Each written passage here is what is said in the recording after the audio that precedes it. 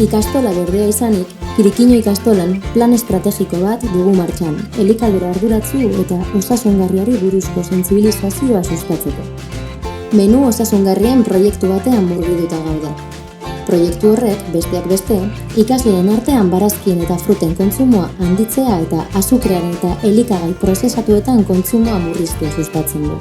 Ikasleen elikadura ohiturak hobetzeko eta familiak elikadura osasungarriaren garrantziaz kontzientziatzeko. Ikasle guztien emoten jakien janari guztia bertan eindakoe da produktu freskoekin eindakoe da. Hemen sukaldatzeko bakarrik bertako produktuek eta hurbilekoek eta freskoak erabiltzen dugu.